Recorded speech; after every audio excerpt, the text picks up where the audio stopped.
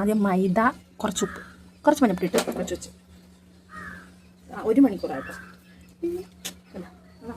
ആയിട്ടുണ്ട്, അതായത് ഇങ്ങനെ ആയിട്ടുണ്ട്. അപ്പോൾ ഞാനിത് ചെറിയ ചെറിയ ബോളുകളാക്കി നമുക്കിങ്ങനെ വെച്ച് പരത്തിയെടുക്കാം. ഓക്കെ, ആണോ 5 ബോളാക്കി പോയി. നന്നായിട്ട് അയഞ്ഞിട്ടുണ്ട്. ചപ്പാത്തിക്കുള്ള പരുവത്തിന് അയച്ചു വെച്ചേട്ടാ, 1 മണിക്കൂറാണ്. അപ്പോൾ ഇങ്ങനെ 5 പറ്റുന്ന അത്രയും ബോളാക്കി എടുക്കാം. ഒരു ഇത്രയുള്ള പോലെ.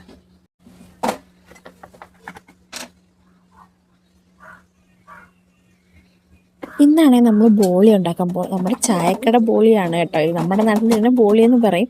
മറ്റു നാടുകളിൽ എന്താണ് പറയാൻ, അപ്പോൾ ഞാൻ സെർച്ചൊക്കെ ചെയ്ത് നോക്കിയപ്പോൾ ഐനാസ് എന്ന് മറ്റോ പറയുന്നത് കേട്ടോ. എനിക്ക് കറക്റ്റായിട്ട് അറിയത്തില്ല, എനിക്കറിയത്തില്ല ഇതിനെന്തോ പറയുന്നത്. നമ്മുടെ നാട്ടിൽ ബോളി എന്ന് പറയുമ്പോൾ നമുക്ക് ഈ സാധനം കിട്ടും. അപ്പം ഞാൻ കുറച്ച് മൈദ, അതുപോലെ വെള്ളവും ഉപ്പും കുറച്ച് സോഡാപ്പൊടി ഇട്ടിട്ടുണ്ട്. അപ്പോൾ ആദ്യം പറഞ്ഞപ്പോൾ ഞാൻ പറഞ്ഞിട്ടില്ലായിരുന്നു കേട്ടോ.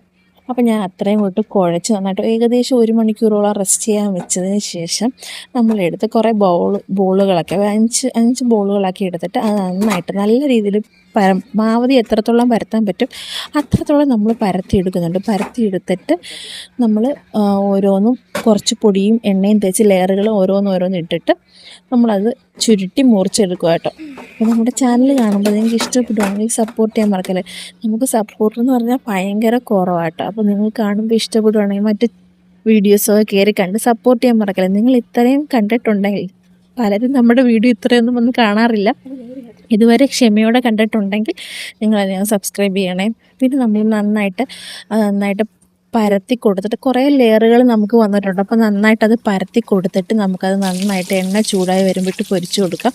അപ്പോൾ നമ്മൾ എടുത്ത് എണ്ണയിൽ ഇടുമ്പോഴത്തേക്ക് ആ ലെയറുകളൊന്ന് വിടർത്തി കൊടുക്കണം. അപ്പോൾ നമുക്ക് നന്നായിട്ടത് വിടർന്ന് അതിൻ്റെ ഉള്ളിലൊക്കെ എണ്ണ കയറി നന്നായിട്ട് മുരിഞ്ഞ് വരും. അപ്പോൾ നല്ല ക്രിസ്പി ആയിട്ടുള്ള ഒരു സാധനം കേട്ടോ, നല്ല ടേസ്റ്റാണ് തിന്നാൻ. അപ്പോൾ പിന്നെ ഞാൻ കുറച്ച് പഞ്ചസാരയും കൂടെ പഞ്ചസാര പാനി ഉണ്ടാക്കിയിട്ട് അത് നമുക്ക് നൂൽ പരുവത്തിലാക്കിയിട്ട് നമുക്ക് അതിൻ്റെ അകത്തോട്ട് ഇത് ഓരോന്നോരോന്നിട്ട് കൊടുത്ത് എടുക്കാം കേട്ടോ.